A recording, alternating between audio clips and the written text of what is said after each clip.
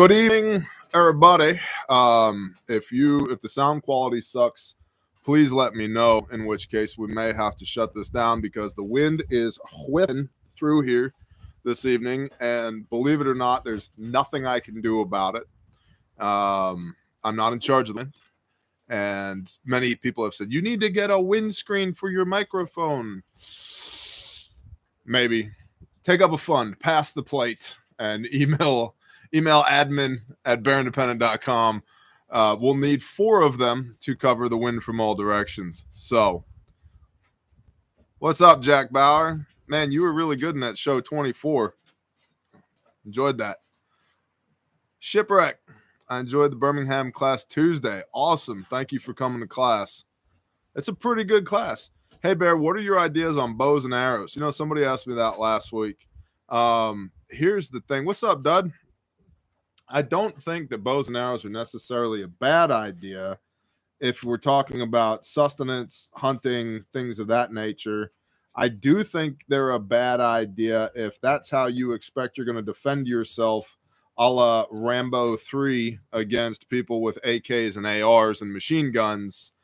I don't think that's a great idea. And somebody brought up the last live stream, yeah, but they never run out of ammo. Have you ever shot a bow? I've lost a ton of freaking arrows with a bow, and I don't intend to run out of ammo. Not saying that I'm going to be coming against you with your bow or your crossbow, but I don't intend to run out of ammo. So that's probably something to consider as well. And oh, look, it's frigid, and here's a toddler strolling through the yard. She's over here, sweetheart. I guess technically you're not a toddler anymore. No, you're a weasel. That is exactly right. There goes the weasel. What's up, Glock 316? You know, James, I think that's a great question. Bear, do you think you could make an IFAC for deer season using Hunter Orange? I do. In fact, I'm going to make a note right now, not on the Palm Pilot 1.0 because it will wash away, but rather on the notes on my phone. And by the time we get it, hunting season will be over. But hunting fac Hunter Orange. Got it. Like it. Do you know how to chase the bear out of the woods? Send in 10,000 guinea hens. Yeah.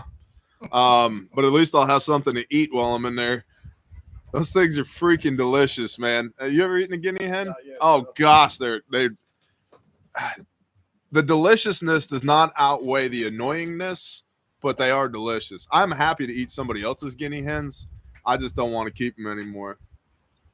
Thank you, James. I appreciate it. The wind here in Oklahoma is ridiculous today. What are some options for shelter in high winds like this? The wind here in this part of Oklahoma is ridiculous today as well. Tarp shelter, maybe if you have a way to reflect heat from a fire, if you're in a permissive environment. Otherwise, a tent or just burrito, bro. Just roll up, get in your sleeping bag, wrap up in your whoopee, lay your tarp out on the ground, and roll up.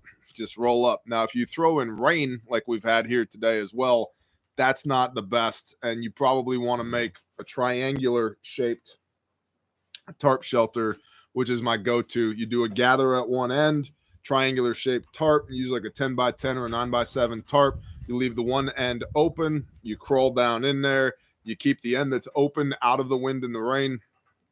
You'll be good to go. And you want to point the opening end. You don't want it to be on an angle because as water runs and it runs into the open end of your shelter, you're going to have a problem.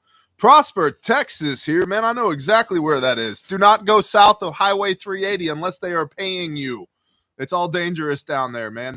It's not even dangerous. It just takes an hour to go 18 miles. Dallas North Tollway. Oh my gosh. Never again. I've decided I'm not going south of Highway 380. You can't pay me to go south of Highway 380. I'm not doing it. Prosper, Texas. A little old town that is now a ginormous town. It's a beautiful city. The brick facade on the freaking Sonic, it's that kind of thing. The CVS looks like a library, but yeah, I know exactly where Prosper, Texas is. I got some buddies in Prosper, Texas.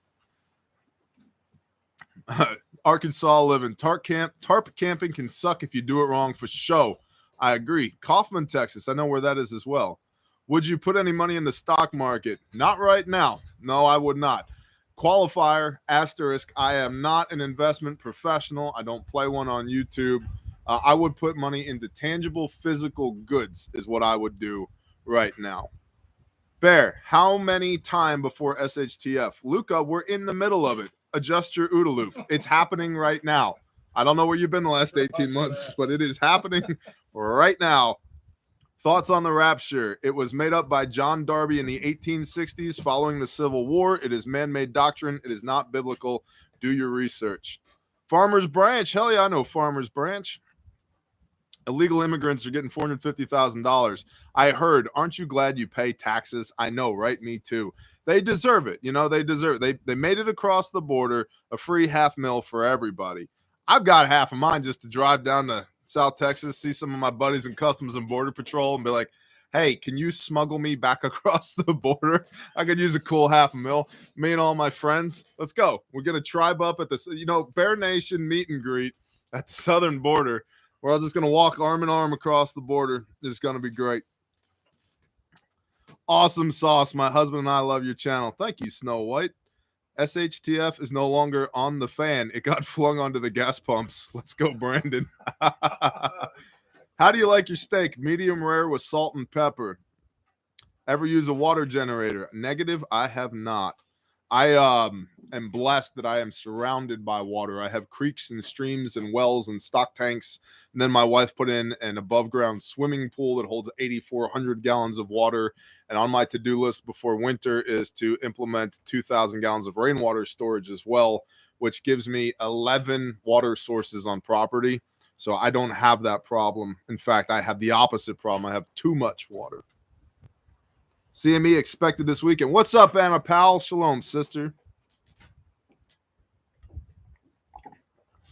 Hey, Bear, are you a conspiracy theorist? Seriously, just curious. LeBron Estrada. Yes and no. So here's the thing with conspiracies. The word conspire literally means to breathe together. Co-spire. Spire like respirate, spire, and co to do with. Like you co-witness your iron sights and your optic. So, to conspire literally just means to breathe together. And if you and me decided we're going to throw a surprise birthday party for somebody, we are now conspiring. And so conspiracies happen all the time. It's just a matter of some of the bigger ones. And in a lot of the bigger ones, I think the lines that we have been told as the average American citizenry is not what actually happened. And if that makes me a conspiracy theorist, then so be it. Doing laundry and missing porch time. Faux Daddy, it is so freaking chilly right now. It's the wind that's the issue. It's not the ambient. It's in the high 40s, mid 40s right now. But the wind is whipping upwards of 40, 50, sometimes 70 miles an hour. And so that makes it a little chilly. What's up, Hans? Hit the like button, people. Thank you, Glock316. Shalom, brother Andrew. How are you, Bear? I'm good, Cameron. Thank you for asking. Cold and windy here. What's the beverage of the evening? Oh, the beverage of warriors. Water. Nothing exciting. I'm on 75 hard cycle too, and so alcohol is not a thing. Although I guess technically I did break 75 hard cycle too, because some dear friends of ours ushered in another life into this world, and there was a celebratory glass of whiskey when that happened. And so is steel ammo bad for your AR? No, it's a little bit rougher on extractors, but the vast majority of ARs that are out there, the bulk carrier groups, not a problem. And your chamber is made of way harder steel than the malleable soft steel that the casing of the ammunition is made out of, so it's not a problem. Woot woot, I am a water drinking high quality H2O. I'm deconstructing a porch to make more chicken pens as I listen. Good job, Jonathan James. Cody Willis, shalom. Mad rain in the northwest. Eyeballs are floating. Roger that. I am dealing with the wind. Roger that, brother. Yes, steel all the way for practicing. That's right, Goza. I'm stacked deep on training ammo. I've got a bunch of Tula for that very reason. Hey, man, not to get too serious, but what's your opinion on the First Council of Nicaea? You know, Mace, man, that's a really good question, and not one that I'm going to answer right now. How do you store your ammo? In ammo cans. I fixed my bayonet on the 7mm Wim Mag. Am I crazy? Not one more inch. You are crazy, but not for those reasons. Good job, sir or madam. Howdy, Bear. I'm 23 and I see the world around me becoming more unstable. I'm trying to get into prepping, but I'm currently struggling to get started. What would you recommend? Any advice? Darth Capone, I have a video titled 10 Tips for New Preppers. I would recommend you go watch that video because it's going to address all of those things for you. The high points, don't go into debt. Don't go into debt. When you go into debt, a large portion of your revenue goes to service that debt load, and that's bad for you and good for the bank. So don't spend money you don't have. Start with a little bit of food. If you can get a month's worth of food put up, you're good to go. Do an area study. It costs you nothing but a little bit of your time. And you can search in the YouTube search bar how to do an area study. You'll find whiteboards from me on that. You'll find videos from Forward Observer on that. There's many other channels that have touched on how to do an area study. That gives you some actionable intel, and then I would figure out where you're going to go if things get stupid, and then have the means to get there. Most of the time, this is going to be a debit card, a set of keys, and a full tank of gas. But you should probably also thinking about having some type of capabilities in like a day pack or 72-hour bag, what most people would call a bug out bag. But I would resist the urge to buy a giant bag and fill it full of expensive things that you don't know how to use, which is what most people do with the bug out bag. Just your bare necessities, bro. Some foot care, a boo-boo kit, a nylon tarp, a ground sheet, a whoopee, some food, some water purification, a headlamp, some maps, and a compass if you need them. You know, a way to make a fire, a decent fixed blade knife, some cordage, you know, a single-walled steel bottle if you need it for purifying water, boiling water. But you don't need to get really wrapped around the axles with this stuff. In fact, most homes, I see all the time people are like, I can't afford a bug out bag. Don't play that game with me. I grew up poor. Okay. Take one of your kids' old school backpacks, walk around the house, get a decent kitchen knife. Pastor Joe talks about this in his book, right? Survivalist Family, Prepared Americans for a Strong America. Available at fine retailers everywhere, including refugemedical.com. It's that you can make a bug out bag with random junk in your house. Okay. Yeah. Some extra socks, pair of shorts. Bear, thoughts of moving to Montana? Got 2 job offers there. Beautiful country, good governor, solar minimum of concern. Yeah, it's going to be cold and wet, but you'll be okay. I mean, I know people who live in Montana, and you know what? They're still breathing. So it depends on where you're coming from, though. If you're moving from LA to Montana or Florida to Montana or Texas to Montana, yeah. Almost 200 thumbs up. Thank you, Second Amendment. I'm a big supporter of you. Tomorrow is my birthday. What's up, Garen Clackalackally? Do you clean your rifle after using steel case? No, I don't clean my rifle very often at all. Maybe every 1,000 rounds. Maybe. It just, The coatings on the bolt carriers are really good, and as long as you're shooting non-corrosive ammo, which I think all 5.56 is. If you're shooting corrosive Berdan primed 7.62 steel case, you need to clean your gun after every time you use it. But ARs, no. AR-10s, nah. Deer rifles, nah. Like when it starts to affect the functionality of the weapon, then it's time to clean the gun. Otherwise, they just freaking run. Damn, don't make excuses. I've got a quadriplegic daughter who is a feeding tube, and we still have a 72-hour bag. There you go, Hendrickson Homestead. Bless you. Donnie O'Keefe, thank you so much. What's a good sub $500 308 bolt gun? I don't know what they're running anymore, but I have a Mossberg Patriot in 308 that I bought on the recommendation of Tiborosaurus Rex, our brother Rex over at the Tiborosaurus Rex channel, which, by the way, if you need to know how to shoot a long gun, go see Rex. Just put in the YouTube search bar, Rex 1 mile shot, and you'll find his channel, and you'll see the man doing what he does. He is phenomenal at what he does with long range.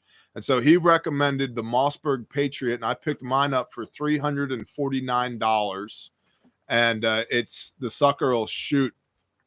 In fact, with Privy Partisan 168 grain, it's not 175 grain Sierra gold medal, Sierra Match King, federal gold medal match ammo. It's not that. 168 grain PPU. It'll shoot sub 1 MOA. And I put a $200 primary arms Arc 2 MOA scope on it, 4-14. And what I did do to tighten up the groups was I put a Boyd's gun stock on it, solid wood gun stock, because the plastic stock that it comes with is pretty damn flimsy. And if you front load the stock, it'll contact the barrel and it'll shift your point of impact on your round. But all that being said, I've got less than $1,000 into the gun, and it cost me $350 for the gun. And for a $350 rifle, the damn thing will shoot. I was incredibly surprised with it. So, online pet stores. Sure. My daughter needs a hamster. Go for it. Bears beanie caps are mylar foil lined. Always ready. That's right, Jimmy James. You can't see the tin foil underneath it here. It sounds very crackly to me right now, but it's no big deal. Bear Independent, what's the coldest day you've ever experienced? Mine was negative 30 with the wind chill up near Montreal. I've been in the negative 20s, negative 30s before. It was negative 19 without the wind chill here this past winter because polar vortex or whatever hyped up name they gave it. It was cold. It was very cold. But I grew up in upstate New York, and cold and snow and wet is not something that really scares me. In fact, I had so much cabin fever. They were forecasting 18 to 24 inches. And I was like, hell yeah, it's time to go play. Right. And we got 6 inches and the whole area shut down for a week. And not me. I had so much cabin fever. I was like, I grew up in upstate New York and I got a 4-wheel drive pickup truck. Who needs what? I was going to town twice a day. I was like, propane, I'll go get propane. Diesel, I'll go get diesel. You need some bread? Got some bread. Like, dog food sounds good. Like, I'm that guy. So let's see. I'm late. Bama Buckeye. You are, but we love you anyway. It's okay. Montana guy here. I'm coming from San Diego. LOL. Gonna have to freeze my nuts off for some good old freedom. Yeah, you are. San Diego is beautiful. It ain't no Montana, bro. But you can do a lot more things, a lot more constitutional things in Montana than you can in San Diego. Do you use or like aim point? Yeah, I don't use them. I don't own them, but I've used other people's aim points, and I got nothing against them. What is the source you mentioned for the rapture being conspired? John Darby, Darby, Delta, Alpha, Romeo, Bravo, Yankee. John Darby. Nate, wear gloves. Sounds good. Have you all seen the Wall Street Journal article on illegal immigrants in talks with the U.S. government claiming trauma from being separated? Yep. I have. Professor and Marianne. Oh, what's up, Champ de Soleil? It's good to see y'all. Who be dinging my phone? Oh, I know that person.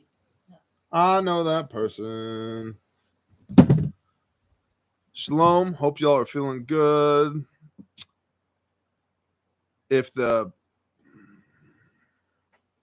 Thanks, Jimmy James. That's really good advice right there. Negative 40 wind chill 4 years ago in northern Illinois. So I got frostbite on my dangly bits in West Virginia one time. That was not fun. There's the wind. We were in Tampa, St. Pete, Clearwater area at the Weeden Island Game Preserve, which also has a coal power plant in it. Who planned that? Running some new 230 kVA circuits out of the power plant. We were down there doing that, directional bores, grouting, blah, blah, blah. And my boss called me and said, hey, I need you up in West Virginia. He told me when he needed me there. And I said, dude, in order for me to get there, we've got to leave in like 1 hour. He goes, yeah, that's why I called you. SOB, man. As I told all the guys, we thought we were going to get our first long weekend in like 10 months. And it was a Friday afternoon. It's like, no, pack it up. We got to travel. And so we pack it up and get everybody packed up in an hour. And we drive straight from Clearwater, Florida to Mount Storm, West Virginia. And we soon learned why they call it Mount Storm, West Virginia. And we were in Florida, and it was winter in Florida, which is not that big of a deal. Well, winter in West Virginia in a town called Mount Storm, where there's nothing but a batch plant, a coal plant, and a gas station. It earned its name. And long and short, if you're going to pour concrete in the winter, the mix cannot get lower than 50 degrees Fahrenheit. And so we have these giant boilers that mount on semi trucks, like giant hot water heaters. Well, there's water that gets in those things. What do you want, dog? Hi, you just here to say hi? Jay Johns is not here. He doesn't have bacon for you. Okay, there you go. And so I ended up getting wet. And I was the only one on my crew that even had a jacket with me because we were in Florida. Well, I got wet and it got cold. And the next thing I know, I had frostbite on my dangly parts. And we drove and worked. We started working Friday morning, 7 a.m., worked all day in Florida Friday, drove from Florida to West Virginia, started setting up, worked all through the weekend, and then poured concrete on Monday, and then finally went to bed Monday night. Friday morning to Monday night. That was ridiculous, and I got frostbite in my nether regions where you never want frostbite. Luckily, it didn't turn black and fall off. So praise the Father. And proof of that is the 5-year-old that walked by here earlier. So the North Country, huh? You ever heard of the saying something is always on fire and snee or snay? Nope, I have not. Jerry Hula, talk about your 75 hard daily workout. Okay. So on 75 hard, you got a PT twice a day for a minimum of 45 minutes each session, and one of them has to be outside. It's not a problem for me because all of my PT happens out here, which is outside. I do a number of things. I do body weight calisthenics, push-ups, sit-ups, dips, air squats, stuff like that. I ruck like 6 days per week with varying loads from 35 to 65 pounds for varying times, varying distances at varying paces. This guy right here, good friend of mine. You may recognize him. His name is Kettle Bell. And I spend some time with him on the regular. Occasionally, I'll go drum, and you might snicker at that until you realize that I play 360 beats per minute with each limb sustained for 90 minutes. It's a workout. And are you a Russian? Negative. I'm German, half German anyway. So yeah, I'm pretty boring, but boring is good because it gives you a routine, right? Bear Pat Mac. No, I'm not Pat Mac. That man is a phenom when it comes to physical fitness. I prefer Kettle One. What's up, Drew? Where can I get antibiotics to prep without a prescription? Austin, the question you need to be asking is, where can your dog get antibiotics? And that's about all I can say on that out here on these open channels. But where can your dog get some antibiotics? Kettle corn is okay sometimes. There you go. Great. Somehow connect to me. I don't know how to you. Laura, I don't know what you're talking about over there. What are your thoughts on the end? We all go through it. Oh, you mean like end times? Yeah, read the book. Yeah. It's what Messiah says when he's separating the wheat from the chaff, when he's separating his goats from his sheep. We all go through it. And the idea that the Father would spare his people from tribulation is not biblical. The Father's people always go through tribulation. He just stewards them through it. India Mart for all pharmaceutical, huh? If you see a bear Russian, you might want to get out of the way. Nice dragon shield. I like the idea of the pet health kit. Hint, hint, wink, wink. Yeah, roger that. We'll see what happens. I almost died trying to drum to Slipknot before I found out they had 3 drummers. That's funny. That's funny. Enoch 1:1. Oh, I have that book. This is a really good book, by the way. The Lost Books of the Bible and the Great Rejected Texts. It has, and I'm not saying that a lot of these books are scriptures, I'm not saying necessarily that they are the divinely inspired word of the Most High, but there's some interesting things in here. The first book of Adam and Eve, the second book of Adam and Eve, first book of Enoch, second book of Enoch, Jubilees, Jasher, the story of Achikar, the apocalyptic writings of the end days, including the apocalypse of Abraham, which, by the way, Yeshua refers to in John chapter 8, verse 56, apocalypse of Thomas, fourth Ezra, second Baruch, the war scrolls, the Gospel of Philip, Gospel of Mary Magdalene, Apocryphon of John, the Gospel of Thomas, the Gospel of Judas, and Acts 29. So there's some meat to chew on for those of y'all who are Bible believers. And then another one that I like a lot is this one right here, which is called the Complete Apocrypha. I like this one a lot. And as you can see, there's my bookmark. I read it on the regular. And it's got Jubilees, Jasher, Enoch in it. Let's see what else we got in here. Enoch, first and second Esdras, Maccabees, first and second Maccabees, Baruch, Sirach, which is basically like Proverbs, Wisdom, Judith, Tobit. Yeah. So all of that to say, none of that, in my mind, equates to this, which is the scriptures, which is just another word for the Bible. So, but if you're looking for some meat to chew on, Apocrypha, highly recommended. Viking Plumber, are you coming to the Dallas responder classes or maybe Salt Lake? So here's the thing. Given the success of the channel and the success of the training event, coupled with certain weirdos out there in the real world, I'm not going to tell people where I'm going to be anymore. So don't come to the class if you want to see me. We'll just leave it at that. Thought you were a self-centered ass, but you're wearing on me. Kisses. Oh, that's so kind of you, Polar Patriot. You got that. It's for you. There you go. Viking Plumber. You're welcome, man. Giving kisses? Jesse, this live stream just made my week. Appreciate you. Enoch was canon until the late 1800s. That is correct. And in Eastern Orthodoxy, it still is canon. Olight is having a flash sale right now. They're always having a flash sale. Look, I just got another Olight Odin Warhorse grass-fed, cruelty-free, rainbow starfish, red oak, Valkyrie MCR2-97 right here for a build for a thing. Both, Charlie B. Both. No more flash sale low lights. Yeah, Hunter Sinker, you've started you've instilled an addiction in me here. I like grand opening. Bear, I've been following along with your YouTube Bible videos. I'm currently in Genesis 31. It helped a lot. You were spot on about spiritual warfare. I hadn't huge blessings and downfall since. Yep.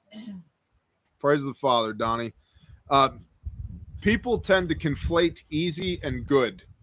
And there's a lot of this has to do with the evangelistic health, wealth, and prosperity gospel that has crept into modern churchianity, where if God loves you, bad stuff can't happen to you. That's not true at all. Again, read your Bible. The Father loves his people. Bad stuff happens to them all the time. And most of the time, it's because they're not doing what he told them to do. Dylan K. Hey, Bear, how would you prioritize medical training for firearms training? I have very limited time throughout the year. Plan to get both, but would love to hear your opinion. Dylan K. That's a really good question. I was just talking with somebody who y'all would know today, but I'm not going to OPSEC them.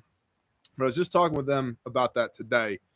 The likelihood that you ever have to deploy your weapon currently is slim to none. It's basically zero. Statistically, the leading cause of death, preventable death in the United States in the 90th percentile, so 9 out of 10 preventable deaths come from blood loss. So Bleeding control, tactical medicine is the kind of thing where you're going to use. You have a higher likelihood of using it. In fact, we've saved more lives with our kits here in the United States of America in motor vehicle accidents than we have on the battlefields of Iraq and Afghanistan. And we have all 6 branches of the armed forces on 4 continents using our stuff. So it's not like it's not out there. But we've had more people who have had their lives saved from compound fractures of the femur, which created a completely or partially severed femoral artery in the United States, than we have with guys who've gotten shot, stabbed, blown up overseas. And we have had those guys who've gotten shot and stabbed and blown up. Praise the Father, they're still here because they had a good kit and good training. And so that's on the one hand. On the other hand, if you have a firearm and you have no training, it is not very good of you at all. You are probably more of a problem than a solution at that point. Carrying a firearm and not knowing how to use it is a very, very, very dangerous thing that will likely require you to use those blood stopping skills that you just learned. And so, limited time, I understand. You have a responsibility for both. Do you plan on training classes the next 3 months in OKC or Tulsa, or should I just sign up for Wichita, Kansas? Sign up for Wichita. I know we're going to do more Oklahoma classes, but I don't know when. I've used TQs numerous times stateside. Never needed to shoot someone in the CONUS. There you go, QRF. It's good to see you, by the way, brother. Also, what's the sound quality like? Because the wind is whipping here, by the way.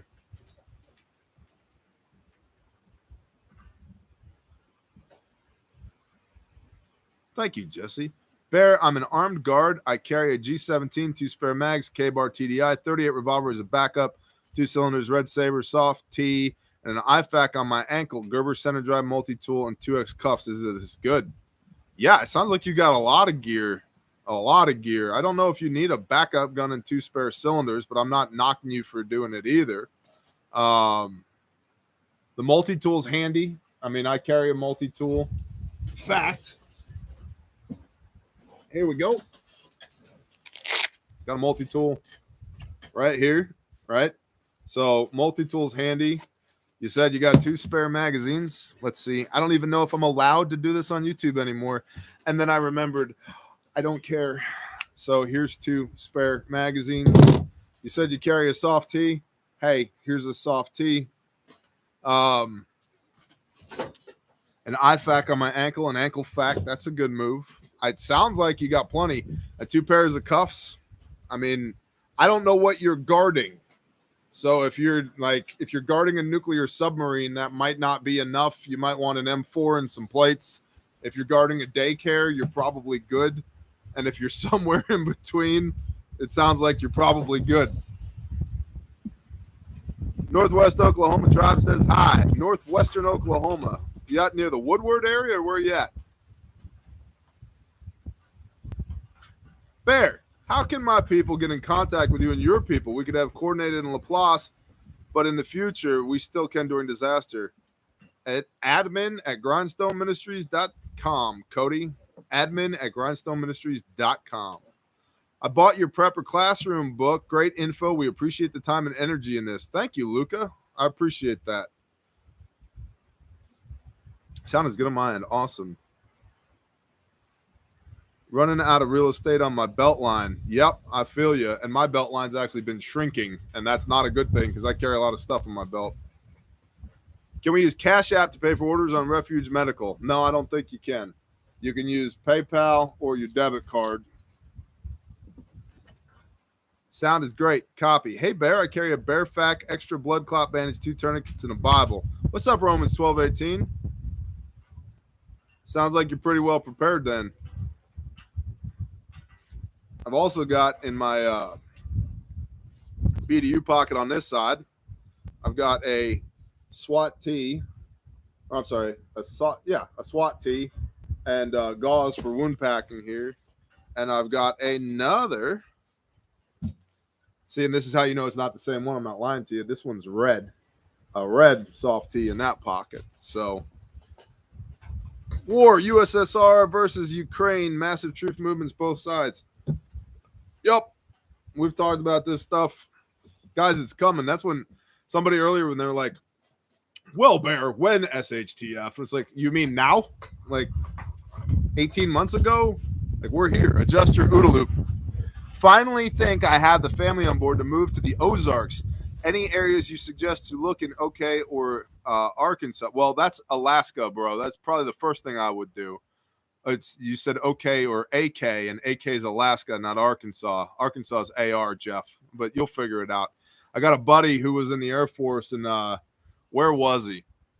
I think he was in Minnesota, and he was from Florida, and he's like, this sucks. I want out. And so orders came through, and he looked at it, and he's like, blah, blah, blah, blah, AK. Yep, I'm in. Yep. And he so he transfers thinking he's going to Arkansas, and he got posted in Alaska for 2 years, and he's like, yeah, yep. And that's honest to God. Yep. Yep. Good dude, too. I like to drink beer in the shower. That was the first time I learned that trick. They're really good at concrete and bridge building, though. So, no, there's not a specific area I recommend in Arkansas or Oklahoma for 2 reasons. The first is legitimately the vast majority of places are good to go. The next is I'm not going to tell you where I live.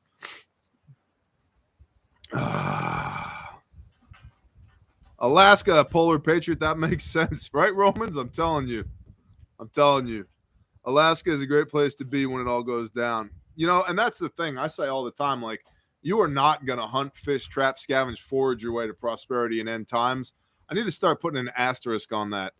You might in Alaska. Like, that's the way of life up there. Yeah, like legit. That's it. Sure. But I mean, around here, I'm not going to go catch 300 pounds of salmon in a weekend. You know, that's not going to happen. You know, I'm not going to go put a bull moose down and have 600 pounds of meat. It doesn't work that way in CONUS, right? In Alaska, it's a whole nother story. So I'm not saying SHTF, but my blue collar has brown specks and I don't like the smell. Well, there you go. Shower beer, good stuff. JM approves. Where can one find a legit military style poncho, leery of what's available on Amazon? I've gotten several from them. Where it is? Mine is in the barn. Well, hold on. Let me do a modicum of research for you. Shabba-dabba-doo. Your orders. Poncho Via. Hey, don't forget Sanctified and Sojourn on the BI. Oh, and Sanctified and Sojourn are on the BI store. This one right here, USGI Industries. Right there. There you go. USGI Industries, military style poncho, multi-use ripstop camouflage rain poncho. I have several of those, and they work great. In fact, I tossed one to a stalwart peacekeeper the other day. He goes, this is better than what I was issued in the Army. And I'm like, yeah, they're pretty damn good. So you're welcome, Doug.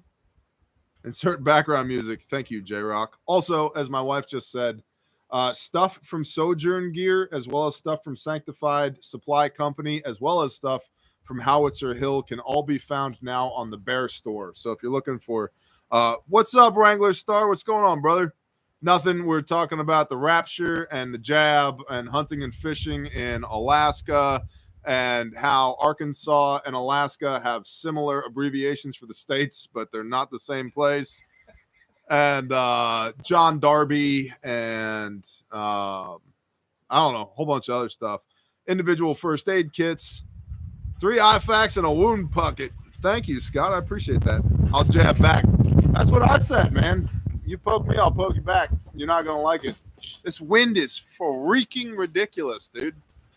I'm saying this as a guy who's put up over 1,000 wind turbines. I'm waiting for a tree to crack. I'm telling you, I give those words no power. Oh. Do you like red dots on pistols or prefer irons? So I don't like red dots on pistols. I've shot a lot of them. Semicolon. Everybody that I've shot their pistols that have red dots on them, they're like, if you had one, you'd learn to like it. And so, okay. But I shoot a stock Glock 17. Stock. No trigger work.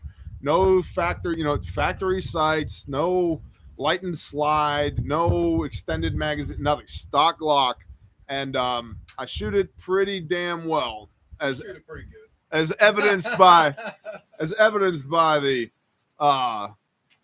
Shofar Mountain Games pistol challenge. That is, I think there's now 3 of them on the internet. So, I don't know. I'm not a fan. That being said, I don't knock people that do run them on their pistols. They're just not my thing. So, thoughts on offset irons, Donnie Cupid? Okay, maybe on something like a DMR on a 1-8. What's the point? You don't need that. Just run it at 1x. Even on a 2 or 3 power optic, you don't necessarily need offset irons. You can CQB with a 2 to 3 power optic if you needed to, and just maybe you're going to add weight. That being said, if you had a DMR with like a 2.5 to 10 or a 4 to 14 or a 6 to 18 power optic on top of there, maybe. But then the reason you would use the offset irons would be able to make quick shots up close where you have too much magnification on your primary optic. The issue with that most of the time is, generally speaking, you're not going to be deploying that same rifle in those 2 very different roles during the same time, right? It's pretty rare that you're going to take precision shots on an A-zone size target at any great length and then go kick doors in at the same time. If you were going to do that, you can use your scope caps on your scope as iron sights for out to 50 yards to make quick hits, or you can use the flat on the top of your knob for your elevation adjustment on your scope. You line that up and you just get the muscle memory of when that comes up and that knob comes level, you're lined up, squeeze, squeeze, squeeze. And for, room-sized distances, it works, and it works well, and it's very fast. And so offset irons, I've got them on 1 rifle, and I found that I never use them. Never. I just never use them. Hi, bear. Squirrel season here. Deer season in the bow. Good eats. Roger that, Matt. Bear, I was verifying AR-0s this week and discovered my eyes are slipping enough to fuzz the FSB. That's going to start affecting my pistol sight picture pretty soon. Red dot pistol incoming. See, that's the other thing, QRF, that I've heard from a lot of people. If people have optical issues where their eyeballs aren't quite where they should be, that the red dot works great for them. And so, praise the Father, I don't currently have that issue. Do you think the Nephilim are still here? I'm not sure on Gen 6. I don't know what Gen 6 is, but the blood of the Nephilim is still here because Noah had 3 sons. The flood comes on the land. In Genesis 6, verse 4, it talks about the Nephilim. The Nephilim were in the land in those days and thereafter. And then the flood comes. The father mikvahs, washes clean the whole of the earth due to their unrighteousness. And this is not an example of the father being cruel. It's an example of the wages of sin is death.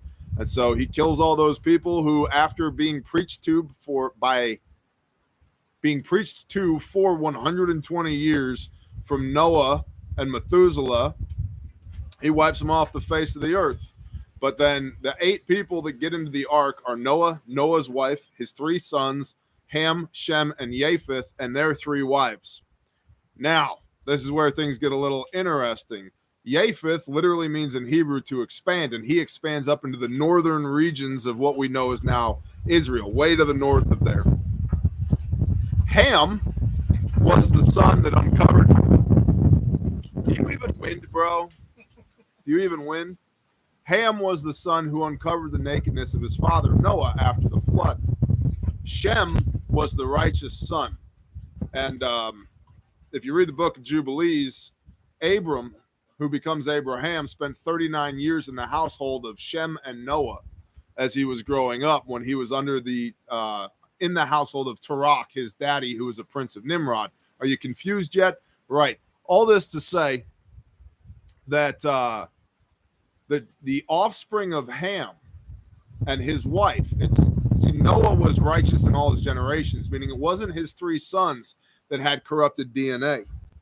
It was the wife of Ham who had corrupted DNA, And that's where you get the third generation of giants from. The ones that are, it says in Jubilees, 7, 8, 9 cubits tall. So that's 10.5 to 15 feet tall. And in fact, you see Goliath of the Philistines, he was 9.5 feet tall. That's how tall he was. So about 10 foot tall, right? Third generation giant. And all that comes from Ham. And Ham is the polluted bloodline, which the sons of Ham were Cush and Lud and Mitzrayim and Canaan. And that's why the Hebrews go into the promised land, the land of Canaan, after they sojourn in the wilderness for 40 years under Moshe, to go retake the land from Canaan, because that bloodline has to be wiped out. And that's why the Father says, kill all of them, put them all underneath the ban. Their seed is corrupted. That's why Moses says in Deuteronomy over and over again, and in Numbers chapter 25, beware the strange woman. Don't have anything to do with them, because you will corrupt your seed. So, do I think giants are real? Yep. Do I think they're still around? Yep. Because here's the thing. That seed was not eradicated from the earth. The other cool thing is we, as the seed of Abraham, have a promise of overcoming by the blood of our Messiah and the inheritance that comes with that. And I've read the end of the book, and we win in the end. So, who's confused now? Good talk. That's right. And David went giant slaying with his team after Goliath. Exactly. Hi, Bear. New Mama Bear subscriber here. What form of self-protection do you Finia boot, that probably means recommend, for women to start with? Pepper spray, CCW, self-defense, martial arts, or another tool? Thank you. Thank you, Laura. So here's the deal. Combatives is good, comma, at some point your natural physicality is not going to be able to overcome my natural physicality if we both have similar forms of training. I'm just going to be frank with you. I don't care how many times you punch me in the face. It's probably not going to stop me. You kick me in the nuts. It's probably not going to stop me.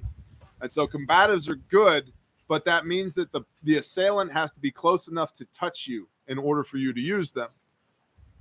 In some cases, pepper spray may be what's up, because it's a less than lethal, it's a non-lethal tool that creates space in between you and attacker. But that's maybe for like somebody who's thinking about, a carjacking or a mugging or something like that. But if you get somebody who's all hopped up on PCP who decides that you look really hot today and they're just going to rape you, none of those things are going to stop them, which is where firearms come into play. So if I was to begin, if I was you, I would definitely take a combatives course, probably something like BJJ, Muay Thai, Krav Maga. Krav is like specifically built around combatives. It's combat application of punches, kicks, knees, elbows. That's what it's for. Make space. Devastating attacks, make space, get away. And so Krav Maga might be good for you to look at with that. Pepper spray. My concern with pepper spray is that it's going to give you a false sense of confidence. And if you don't know how to use it, you might spray yourself in the face and you just made the other guy's job way easier. And then I honestly think CCW coupled with training, because having and even passing your CCW test, that means you were able to shoot a static piece of paper at very close range under no stress. That's not enough. That's not enough. And so you need to be able to employ that weapon under stress in low light situations competently. And especially in today's day and age, you can't have a grand jury around. You need to hit your target, not all the people that are standing next to your target or out beyond it. So, Hubby bought me a 22 Norenko copy of a CZ452. Looking forward to shooting it. Nice, Rain Cat. What's going on? Thanks, Glock 316. Crypto. No, I'm not in for crypto. Y'all do what you want to do, but I don't know how many times I've got to say, buy tangible assets. Tangible assets. Thank you, Laura. Punch Dagger is an excellent EDC, especially for the untrained. Joshua, I almost touched on knives, and then I didn't touch on knives because depending on the jurisdiction you are in, you're going to get in more trouble employing a knife than if you didn't. If you stab somebody or slash somebody, there's a lot of prosecutors that can make hay out of that all day. There's really good law and case law for the employment of firearms in self-defense situations almost everywhere in the country, even places that aren't terribly Second Amendment friendly. There's still case law that sets a precedent for the use of that weapon. You stab somebody, you stab somebody. And that, like, most juries don't look fondly on that. So, X-Class CME headed our way. What's up, Texas T? I know. I appreciate it. I am looking forward to maybe being Amish. You know, we'll see what happens. At this point, all that's missing is just got to get this technology out of my life, and I guess we're Amish, you know? It's like, except they're non-confrontational. And I'm not looking for a fight, but gosh dang, I'll end one if you bring one here. You got to take the stash off, too. Which is like, Yeah, that's true. And I think I have the wrong suspenders. So I got to swap the suspenders out. Precedent don't mean crap to liberals. Thank you, John Q. Prepared. What's up, Ishmael Yoder? Hey, speaking of Amish, Ishmael Yoder's here. Ishmael, are you in the barn with your iPhone again? Sometimes you have to use jury nullification. Johnny, I didn't see that. Remember, it's better to get sued by the estate than the person. Yeah. I just got on this live. Any thought on the illegals getting to 450K? Yeah, Johnny Crypto, you missed it. We're going to have a Bear Nation meet and greet down at the southern border. I'm going to talk to my buddies at Customs and Border Patrol. We're going to slip south across the border. We're all going to meet up. We'll shake hands. We'll kiss some babies. We'll maybe read a couple chapters in the Bible. We'll pound a couple waters. Then we're going to walk back north again. And then we're going to get in on this class action lawsuit, and everybody gets a cool $500,000, right? Good to go. I mean, you know my small business plan, right? I told you about this. I'm going to go to the SBA, the Small Business Administration. I'm going to apply for a $40 million business loan as a black female. And one of two things is going to happen. They're going to give me a federally guaranteed $40 million business loan, or I'm going to have the federal government on record saying that I am not a black female. Either way, it's a win. yeah. Like, either way, I win, right? Like, I got Yoder relatives. I'm pretty sure at some point in history, everyone was closely related to a Yoder. Yeah, I agree with that. Thoughts on a CME on Saturday? We'll talk about it on Sunday, or maybe not. Hans, don't judge me, no. No more new businesses.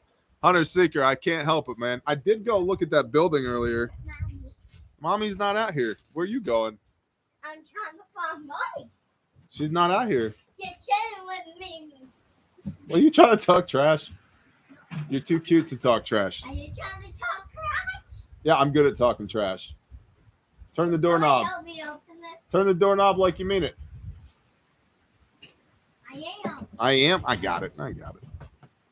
Any training in West Virginia? Thank you, brother. I heard there's a 22 caliber conversion kit for a 50 caliber Barrett, because that's what you need, a $12,000 38-pound 22 rifle. Good idea. Let's see. Somebody said, are any plans for classes in West Virginia? Not currently, comma. If and West Virginia is a funky state. It's one of those places that are like, yeah, where do they live? Oh, 12 miles from here. And it takes you 75 minutes to get there, because 12 miles from here is on the other side of that mountain over there, and you got to go down to the holler and around and across the creek and then through the bushes and wave at grandma as you go by, and like, it's rough.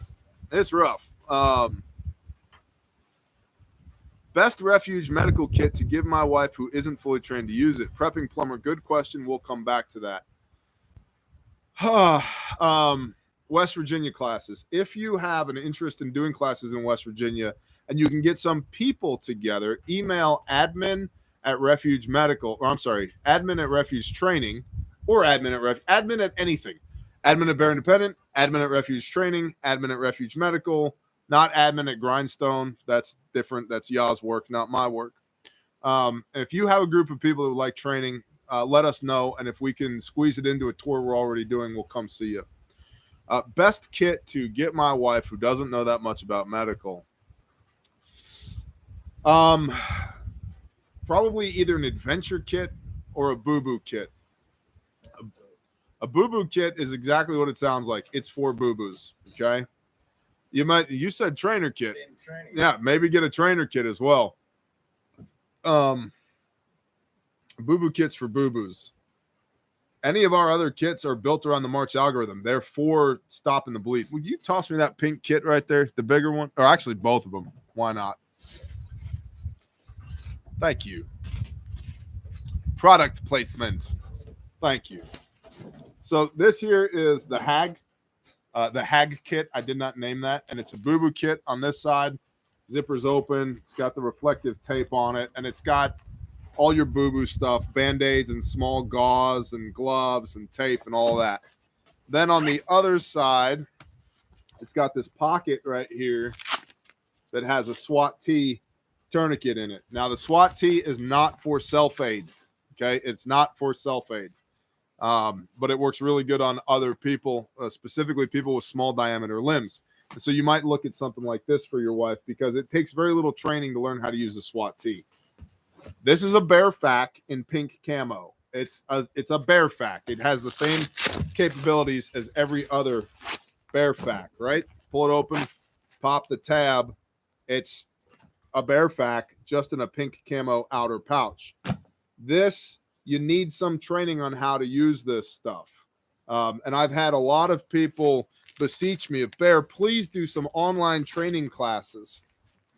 No.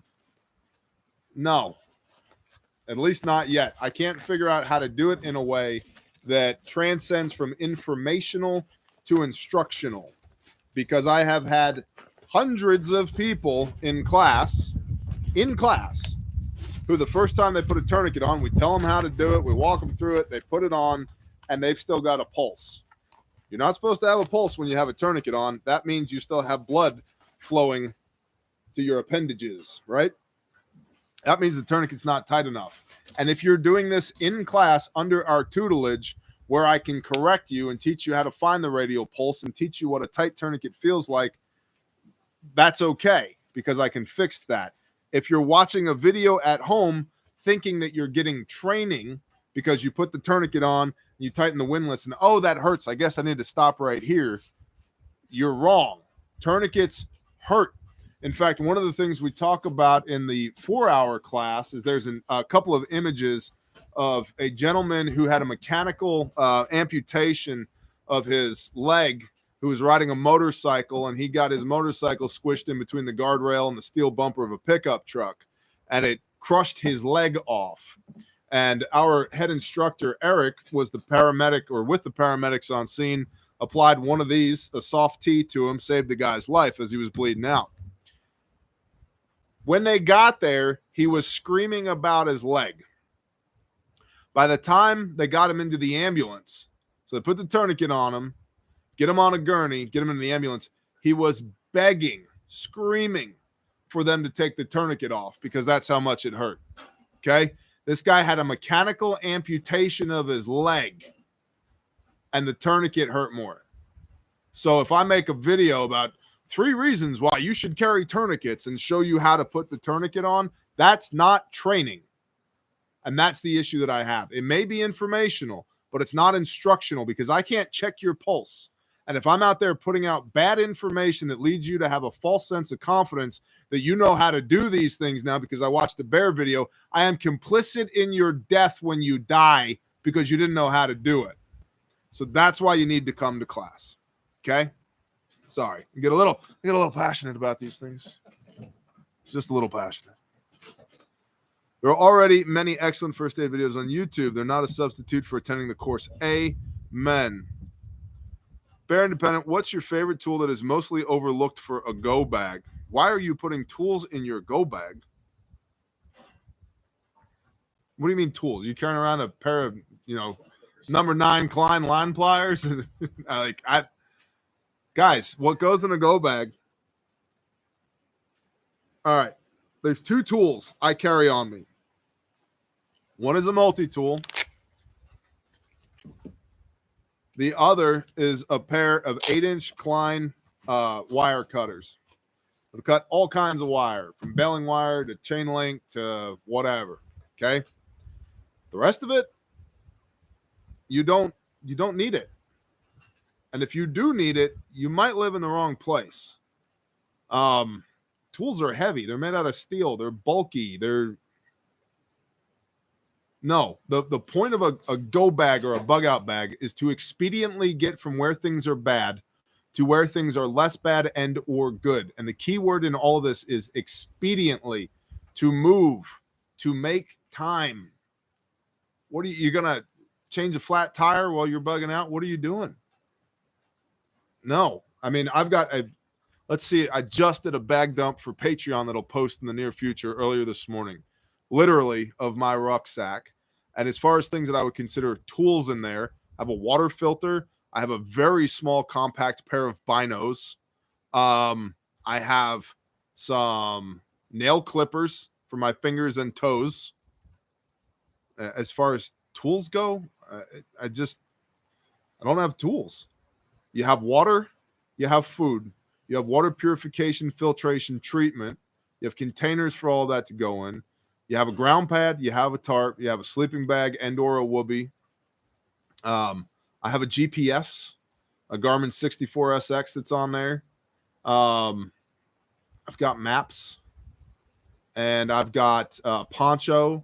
I've got a pack cover for my pack, and I've got a weather layer, a Patagonia jacket. I've got a insulated hat like this. I've got spare wool socks. I've got coffee, and I've got a good fixed blade knife and a way to make fire. That's what's in my go bag. Like that's it. I'm not trying to splice telephone wire while I'm bugging out. I'm not like, you know what would look really good here? Some mortise and tenon joinery. Son, bring me my back saw and my 1-inch chisel and a dead blow hammer. No, that's not what this is about. And this gets down to, this is a deeper issue. This means that you're not using your stuff. Ounces equal pounds, pounds equal pain. Okay. Don't be carrying around stuff you don't need, and you don't know what you don't need until you go use it. Okay. So go use it. Trying to learn melting down used metals to make new tools handcrafted. That's pretty cool. My wife likes watching those like casting videos where the dudes like, make ingots full of metal. She's way into it. And we're on different sleep cycles. So she stays up way later than me. And so I'll be going to sleep. I'll roll over and then she'll scratch my back. And 90 seconds later, I'm sawing logs. But she's up, up to 1 o'clock in the morning watching dude pour copper ingots and, stuff like that. And I think Big Stacks is the name of one of the channels she watches. The guy's got a couple, I think they're bulldogs. And his thing is he wants to get to 1,000 kilograms of metal, and he's got gold and silver and platinum and some copper, and he just makes ingots of freaking metal, man. So how do you do things in the city? You call U-Haul, you say, I need the biggest truck you got, and they say the truck will be here in 2 weeks, and you say, okay. You get on Facebook Marketplace and you start taking pictures of all of your junk and you sell it. And what doesn't sell, you put it out by the curb. And when the U-Haul gets there, you take what you have left and you put it in there. And then you point the vehicle away from the city and you drive until the Father of all heavens and all earth says, stop. And then you buy that piece of land and you empty your U-Haul onto it and then you build a new life. That's how. The most important tool in your bag is your knife. Yeah, see, I don't even consider that a tool.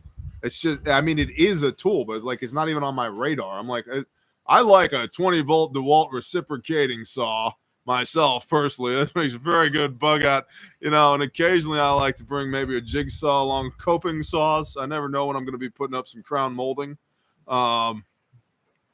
Is $5,000 enough to move out into the country? Probably, honestly. You're going to be renting a space until you find another place to live.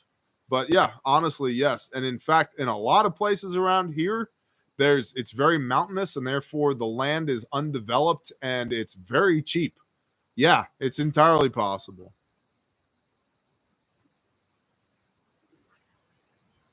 I really want a BBK with that outer pouch. Oh, the Boo Boo kit?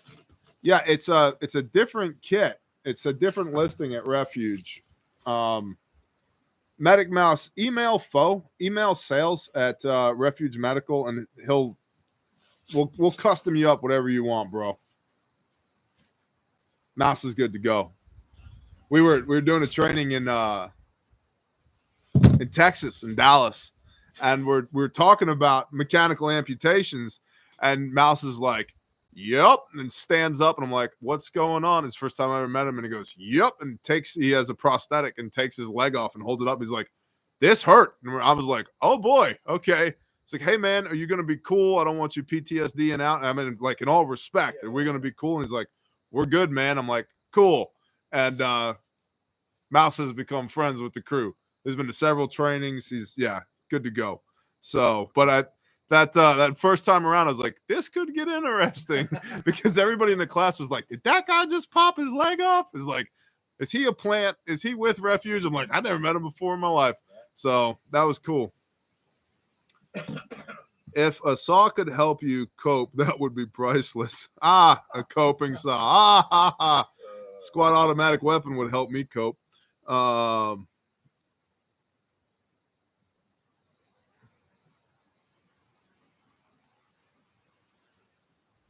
Let's see. Watching for a little bit. What's up, Greg Woods? Best tool is your brain. There you go. Yeah, I hemped in a van with a pregnant wife and not much saved. Yes, you did, brother. Crew served Mark 19. Listen, Leroy, I agree, but you get to carry it. That's all I'm saying. I'll carry a 48-round belt for you, but other than that, the 3/4-inch torque wrench. Yeah, the big, like 5-foot-long handled ones too. They go to like 600 foot-pounds. Why not, right? And for bushcrafting shelter out in the wilderness, you could duct tape your knife to the end of it and spear a bullfrog. Good to you. You could definitely beat somebody to death with a 3/4 torque wrench, like for sure. Make sure you have your scriptures also, for sure, man. That's why like people get wrapped around the axles. They're like, I can't believe you read the scriptures. How come you don't read the King Jimmy? It's like, I have one of those. I got 14 different translations now. This is just my EDC Bible. It's my everyday carry Bible, right? Like I have an everyday carry weapon. I have an everyday carry Bible. It's the one that goes with me all the time. Bug out bag chainsaw. Yeah, but I mean, if I'm gonna put a chainsaw in my bug out bag, either like an 088 Magnum or an 090 AV, with nothing shy of a 47-inch bar. And none of that skip chisel crap. Full chisel RS chain, 8-tooth sprocket, bark box. Yeah, the whole nine, ported and tuned. Nothing. No, yeah, nothing smaller than an 088 for sure. Yeah. Yeah, you hook it up to a garden cart or a wheelbarrow, and you just, hey, what are you doing? Are you logging that? No, I'm bugging out. Bug out bag chipper. Yeah, like a Vermeer BC 2000 with a grapple. That sounds good. I like it. Hey, Bear, I'm in Florida looking for land to homestead. What are important things I need to be looking for? It looks like 2 to 5 acres is all I can afford. Okay, well, the first thing you should understand is you can definitely do it on 2 to 5 acres, okay? About the land that I set, well, I would say that I set foot on every day, but I ruck this place 6 days a week. But the land that I work every day, of all the acres that we own, is about 3 acres, right? And that's with sheep and with cattle and with gardens, and like it's about 3 acres. That's where we split our firewood. It's about 3 acres. So you can do it on that. As to what should I be looking for land, I would check your 100-year flood map. Make sure you're not going to get flooded out. I would make sure that there aren't any liens against the property. And then I don't know where in Florida you are, but in some places the soil is sand, and in other places it's actually pretty decent sandy, loamy, blackish, dark brownish soil. But you can always soil amend. You can always do roof stout method or back to Eden to soil build. Just go. Like, I'll tell you how I knew I was supposed to move here. I got here. I got 1 foot out of my truck, and when it hit the driveway, before I could even get all the way out of the truck, 1,000 pounds of conviction dropped on me out of the sky, and the Father said, "You are home, son." And that's when I knew I was supposed to move here.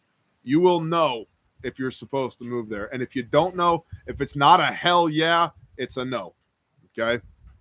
And that rule applies to everything, by the way. Free nugget for you. A little coaching tip from Bear. If it's not a hell yes, it's a no in all things in life. That's it. Otherwise, you end up compromising. You end up doing things that you don't want to do. If it ain't hell yeah, it's no. You are the man. Thanks, The Shape. The shape of what? What shape are you? Are you an octagon? Been wondering about you. Let's see. Thank you, Bear, and God bless you. Bless you, Matt. Needs to breathe in some camo paint. I don't know what you're talking about. I've been taking my junk to swap meets, making over $500 for a 6-hour day. There you go. Can't believe what people will buy. I'm telling you, man. I'm telling you. 1,000 pounds of conviction. Yes, felt that before. Yep. Which long arm do you prefer? These two, and I have a right to bear them because they're mine. Dude, I don't know. I'm feeling a little froggy tonight. I swear to Yah, I'm sober as hell as well. This is just water. Look, it's just water. See, it's just water. Straight vodka. No, it's just water. What long arm do I prefer? Guys, everything is mission dependent. It's mission specific. Are we shooting with nods after dark? 10.5 inch sounds good. Is doing carbine stuff during the day, 16 inch sounds good. We're making long shots with a 5.56 DMR, 18 inch to 20 inch cold hammer forged barrel with a 4-14 on it. Sounds good. Oh, we're shooting past 500. Bring me a 308. Oh, we're shooting past 1,000. Bring me a 300 Win Mag. We're going to do base of fire stuff and maneuvering. Yeah, maybe an AK sounds good. Maybe with a drum mag. Okay, sounds good. We're breaching. Does anybody have a 12 gauge I can borrow? We got to clear this school bus. I think I'll use my pistol for that. Like, I don't. Clint Smith said be a student of weapons craft. That's what you should be. And if you're looking for my permission to buy a certain weapon, you don't need it. There's lots of good weapons out there. I've been a fan of Palmetto State Armory for years, and I have some very expensive rifles that aren't Palmetto States. And those Palmettos shoot really, really well for what they are. Really, really well. My go-to, it's right there. It is 6 feet from where I'm sitting, is a Palmetto budget build. And before the coof happened, I had $650 all into that rifle, and I've got over 4,000 rounds on it, and she chugs, man. She chugs. So just whatever. Did you put down cigars for your 75 hard? Good question, Viking Plumber. No, but I'm smoking less of them, which some days is easy and some days is not. But it's one of those things that when you're mindful of it, you realize what a crutch it can be. And my thing is I want it to be joyous and celebratory, not I have to do this thing because I'm a slave to it. And there's some days, yeah, I'm totally a slave to it. And there's other days it ain't a thing. So let's see. Interesting use for a still is moonshining for fuel. Tell me about it. If you take that fuel and you take some charred white oak and you put the charred white oak inside of a quart mason jar and you pour the fuel in there, of course, after pouring off the first 4 to 8 ounces are what they call the heads, because that's the type of alcohol that'll make you go crazy and blind. And then you add 1 teaspoon of honey and you put it in a dark closet for about 2 weeks and then shake it up and serve it in a shot glass. You'll have some pretty damn good bourbon honey truck fuel. Don't know how I know that at all. It's a thing I read on the internet one time. Hornaday is not laying off the unvaxxed. They recanted. What kind of wood do you prefer for stakes used on vampires? Mark Chase, what's going on, man? Let's see. For vampires, I'm going to want a good hardwood, maybe like a beech. Oak is too easy, right? There's red oak everywhere. Maybe like a white oak or even a black oak. Cherry is a fine wood, but it's pretty soft. And I want it to have I want it to hold an edge, right? A nice fine point.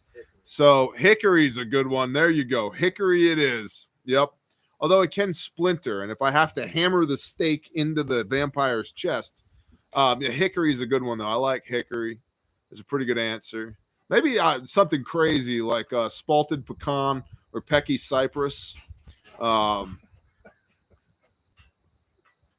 Bodark. Yeah, Travis Fleming. Bodark would work. What's up, Travis Fleming? Bodark would definitely work. There'd be nothing but 100 years later, there'd be a vampire skeleton with a Bodark spike through it. Still like the day you put it there. Ash is good, strong and bendy. You know, I liked ash when I was cutting timber growing up because it was the only species I could bring to the mill in 4-foot sections because they would make baseball bats out of it. I was like, that's pretty cool. Manzanita. Okay. Brazilian rosewood. Thoughts on air guns? Well, Curtis, there's lots of different air guns. Everything from a Daisy BB rifle to a 50 caliber, CO2 tank powered hog killer. I don't know. I need a little bit more specificity here. Purple Heart. Yep. They call elm ironwood. It depends on what region you're in because I've lived in a lot of different regions and I've heard many people refer to many different species of trees as ironwood. I'll tell you what, none of it's iron when you put a ported 066 Magnum with a 32-inch running full chisel. None of it's iron. It's just on the ground now. Let's see. Love to listen while I'm changing out my vegetables in the storeroom. Awesome, Debbie. Good to see you. Dogwood for killing evil. Copy. Black walnut is not bad for handles and stocks. It's not, but it's considered a hardwood, but it's also soft. It's one of the reasons why furniture makers and cabinet makers like walnut so much is because it's easy on your tools. It's easy to carve. It's easy to cut. It's the same thing with cherry. Like it's a hardwood or alder. Alder's beautiful wood. It's what most people, when they think of wood, alder looks like quintessential wood, and it's technically a hardwood. It's not very hard. I mean, I can dent it with my fingernail. It's not that hard. So Bodark is a nightmare on my chain. Yep. Bodark is kind of a nightmare on everything. But, big yellow heavy iron fixes most problems. Do we need an Abrams tank for SHTF? Just one? You're thinking too small, not one more inch. You need to find the local armory and just walk in and be like, what's up, National Guard? We're Bear Nation. We just got back from the meet and greet at the border. Here's $450,000 if you'll just all go for a quick smoke break. By the way, where do you keep the keys to the Abrams? And then we just roll out, right? The gas mods on that M1, 4 gallons to the mile. Bear, I need a basic chainsaw for a budget under 500. Recommendations, please. Under 500. 291 steel, somewhere in there. Or the 270 is it depends on what you're trying to do with it. If you're like cutting firewood and felling smallish trees, like 16-inch diameter, a 271, a 291, somewhere in there. The Husqvarna 455 and 460s have issues with them. The bar nut that holds the cover on and holds the bar on to the power head. The studs of the bolt that are sunk into the magnesium body of the saw pull out when you torque that nut down. And not too much torque. The saw gets hot and the studs pull out. And so that's a no-go. It's an easy way to end up with a $500 paperweight. And so I'd get a steel. I'm a steel guy anyway. I'd get a steel. And what's that? I got both. Yeah. I've run some pretty good Huskies, but I like steel. In 1 Corinthians, Paul said it is better for some to not marry. Does this still apply today? I think maybe be called to that, but it's a heavy. I think I may be called to that, but it's a heavy burden. Colin, he says that it is his opinion, not the word of God, that some should not marry, because literally the first commandment in the Bible is be fruitful and multiply. And what Paul says is he wishes that more of y'all could be like me, celibate and not distracted by the needs of the woman that keep you distracted from your duty to God. And so the instruction there is to not let your relationship with your wife supersede your relationship to God. And this is, Paul literally says in that passage, this is not the word of God, this is my opinion. I wish that y'all were more like me. The first command in the Bible is be fruitful and multiply. And Yah literally says it is not good that man should be alone. And so don't be Be fruitful and multiply. I drive truck and buy most things online. Is there a suggestion I can get from you as to where to buy bulk grains like red wheat and iron cut oats? I mean, if you're buying things online, I don't do that online, so I don't have a good suggestion for you. I go to grain mills and I just buy directly from the mill. Do you have any ideas for blocking collecting tech and phones on property, preserve OPSEC in the event of whatever? There's certain conversations that need to take place without big ears around. And when that happens, you put them all in a shoebox and you keep yourself away from them. But here's the thing, even that, the technology has gotten so good, man. They know when your phone is next to my phone, which is next to your phone, which is next to his phone. And all of that, you're already mapped out in a network. Your phone knows where it is. It knows who's by you. It knows what the IP address of the router for the Wi-Fi at the house that you're at is. It knows all that stuff. And so if you're going to do that, take your phone, smash it with a beautiful 17-ounce East Wing framing hammer right now, and then never get another one. Just a little. Hashtag Geo. Yeah, exactly. No hiding phone data, all connected. That's right, Jimmy James. They know when you are sleeping and when you're awake. Phones are great at collecting metadata. That's exactly right. Guys with China use NordVPN within China. Bear, what's your thoughts on hand tools such as hand augers, chisels, two hand saws, etc.? So, I just shot a Patreon video about that. That'll be dropping in the near future, but a picture says 1,000 words.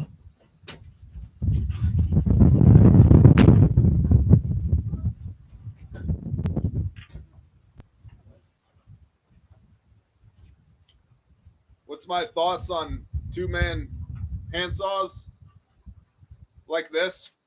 That's my thoughts on it. So,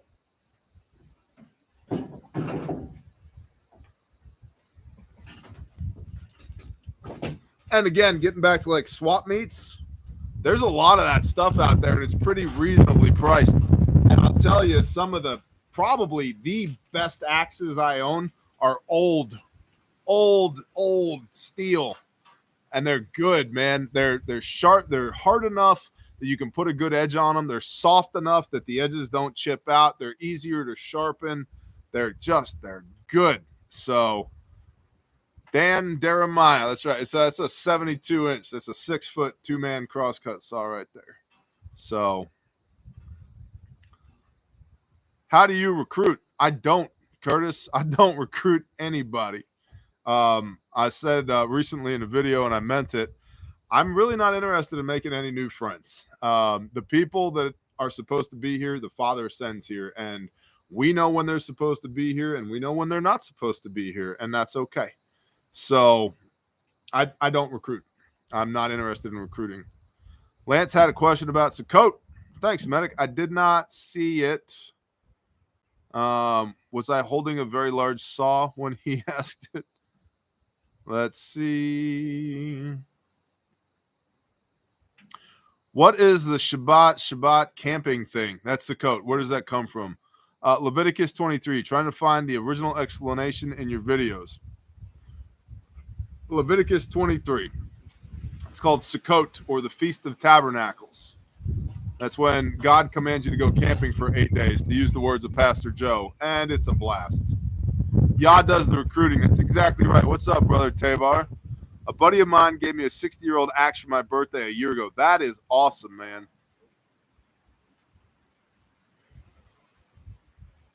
No recruitment needed. You were either called or not. That's exactly right. I have a 100-year-old miller's chisel with steel, like steel was when steel was like steel was meant to be. Yep, that's exactly right, man. Tonight is my 6th night of Sukkot. Awesome. Yeah, and that's the other thing. Like, some people get wrapped around the axles about dates and times. I'm just glad you're doing Sukkot, man. Bless you. That's awesome. Good job. Not Yo Mama is in the house. New to Patreon, the Father placed it in my heart a year ago to prepare, and today I continue to feel a sense of urgency. Thankful for a husband who jumped on board. Awesome, Audrey. Awesome. We are all feeling the sense of urgency. I mean, I'm not going to I'm not going to go into specific detail about us and our crew and our camp and our tribe. Eloheinu. No, Moses is a type of Yeshua. Moses was a man, and Moses didn't make it into the promised land. We're not going to argue that right now, though.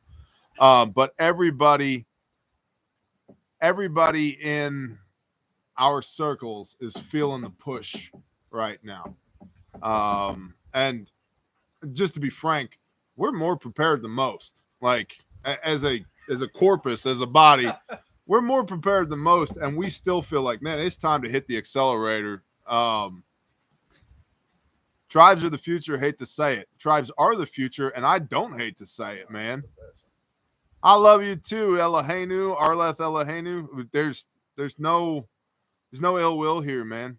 And I've said this, man. I can fellowship with anybody that confesses Yeshua as Messiah, Jesus as the Christ, and is doing their best to walk out the convictions of their heart. We can hang out, we can have a conversation, and we don't have to agree on everything. But the more aligned we are spiritually in practice, not just in what we say, but in what we do, the deeper we're able to go, the more meaningful our relationships get at that point. Because that's the thing with the Torah. Torah just means instruction, and it means that, hey, I'm not going to hit on your wife, and I don't have to worry about you stealing from me, and I'm pretty sure neither of us are going to murder each other, right? And so we're all singing from the same sheet of music. That means that we can go deeper with one another. I don't have to worry about you. You don't have to worry about me. Hi from Boise. Been following you for years. Yeshua is the Messiah. Angela, you are always correct. You are correct. Angela, he is the Messiah. By the way, the sheriff in Spokane County, Washington, is recruiting 40 deputies with billboards reading, "No, 2 guys on a date," and $15,000 bonus. They are placed in Seattle, Portland, Austin, and Denver. Very cool. After several tries, we finally got a tribe forming. It's going slow, but at least it's going. Feel good about it. Stay survived. That's awesome. Read the book, Creating a Life Together by Diana Leaf Christensen.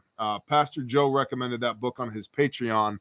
I bought it, I read it, and I realized there were a bunch of mistakes in there that I had already made, and there were a bunch of mistakes that I could have made, and a few that I was about to make that I didn't make because I read that book. And so if you are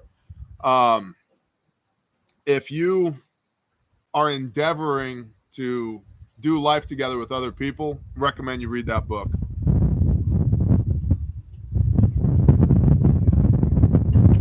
There's the wind. I bought the book. Deborah bought the book. Awesome, Deborah. Now your job is to read the book. Hey, Barrett, what's your thoughts on, instead of going off-grid, being on multiple grids, i.e. having many passports and networking? Levi, yes, the issue that I would see there is that at some point there's going to be enough of a separation between those that comply and those that don't comply that your facade is going to fall away. You'll be found out as not a true acolyte of the system, and when that happens, you're going to suffer the consequences of that. There's something to be said for freedom of movement. It's a guaranteed right. Was a guaranteed right prior to the cough, but all that's going to go away over time. It's already going away now. So again, like earlier, the question was, hey, what do we do in SHTF when? No, we're there, man. We're there. We're already there. So, name of book again: Creating a Life Together by Diana Leaf, Leafe Christensen. Creating a Life Together. Alexa, order Creating a Life Together by Diana Leaf Christensen. I hope I just ruined a bunch of people's evenings. Get that CIA spyware out of your house. Oh, man.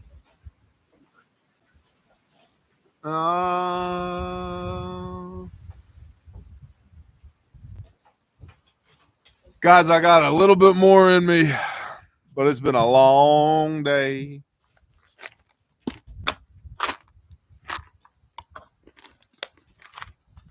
A fan is almost broke. Yeah, copy that. Alexa, order Bearfax.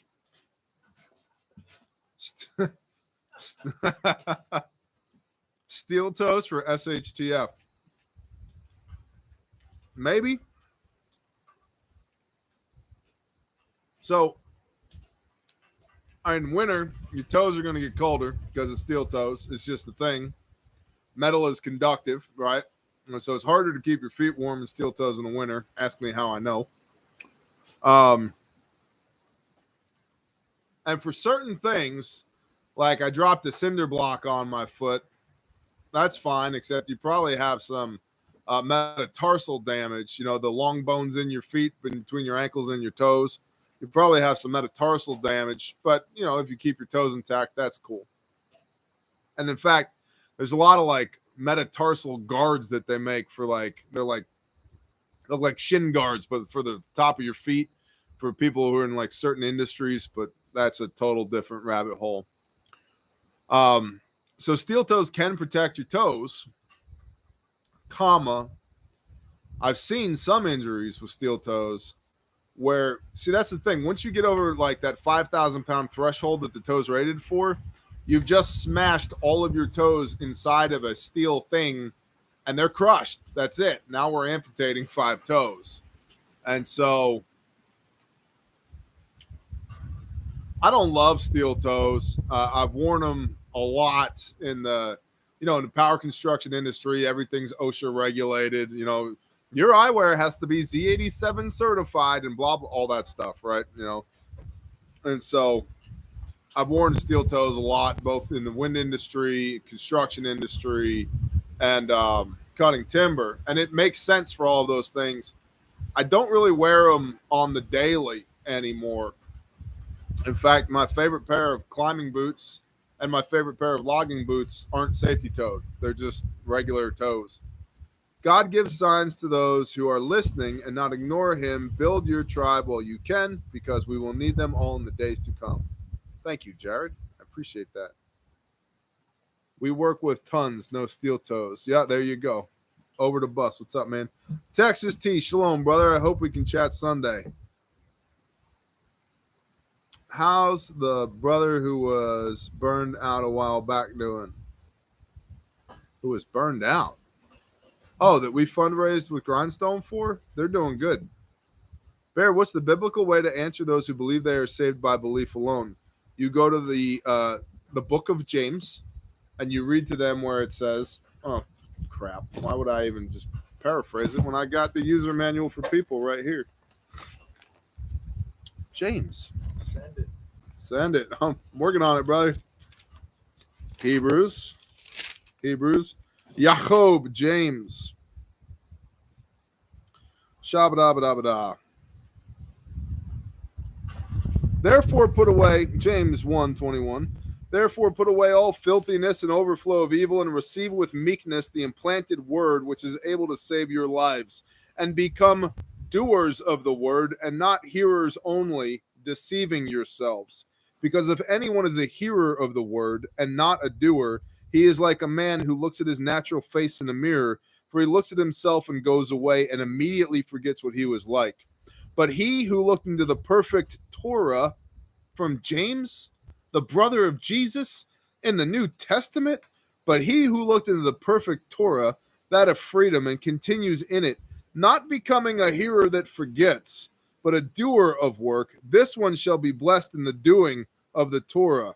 If anyone amongst you thinks that he is religious and does not bridle his tongue, but deceives his own heart, this one's religion is worthless.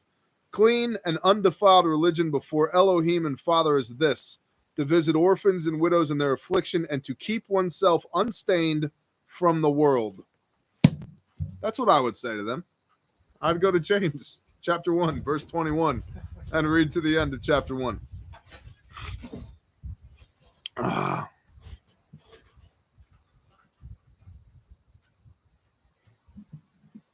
Belief leads to obedience, Joan McSweeney. Belief leads to obedience. Obedience is belief. But see, you're thinking in the way of the Greek logos. I understand it with my mind. I believe with my mind, therefore I'm good to go. The problem is that that is not accurate in context of the people who wrote the book and did the book. For them to believe was to do with their hands. Think about it when it says, and Adam knew Hava, knew Eve. It wasn't like he was like, hey, Eve, did you have a good day today at work? Tell me, what are we going to have for dinner tonight? No, he knew her physically. He was inside of her. They had physical relations, and that's where Adam's sons came from, and so forth and so on. I got to pull it back just a little bit, okay? So to know is not to know with your brain. To believe is not to believe with your brain. To know is to be physically involved with. To believe in obedience is to do the things that you've been commanded to do. Intercourse, Leroy Jenkins said. Time to do security sweeps. Y'all have a good night. Good night, Wind Charmer. What up, Andrew McKinnon? You read the word automatic like.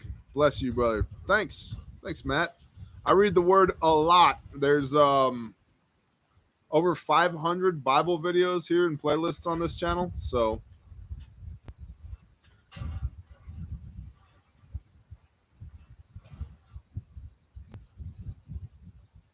almost spit my beer out when you read that comment. Good job, Leroy. Good job. And uncovering Noah was more likely a bit more. That's right, Dragon Shield. We talked about that in the Torah portion of Noach. Living in an RV, not too shabby. What's up, Angela Purvis? I know the Purvises. They're good people. They're good people. My son asked me today, Mom, if Christians follow a Jewish leader, why aren't they Jewish? Well, it's a good question, comma. The problem with the Jews is that's man-made doctrines and dogmas of men, not the Father's perfect commands, which is why Yeshua, why Jesus is constantly rebuking the Pharisees. But he himself says deliverance comes from the tribe of Judah, which is a reference to himself as Messiah, which comes from the messianic prophecies from the Old Testament, where the Redeemer of Israel will be a righteous man who reigns on the throne of King David. But all that Jewish stuff was nailed to the cross, right? Okay, cool, whatever. We are Israel. That's exactly correct. Yeah, not one more inch. I'm right there with you. I love y'all, but I'm tired. I'm going to go to bed. Thanks for hanging out with me tonight. Jesus was a Jew. Yeah, Jew means Jewish, which means Yehudim, which means tribe of Judah. He was of the tribe of Judah. Aren't they a race, not a religion, or is it the other way around? It's all of the above. I love you back, 1776 Freedom. Bless y'all. And I'll see y'all tomorrow for the brief. Have a wonderful evening. Go out there and be the light, y'all. Shalom.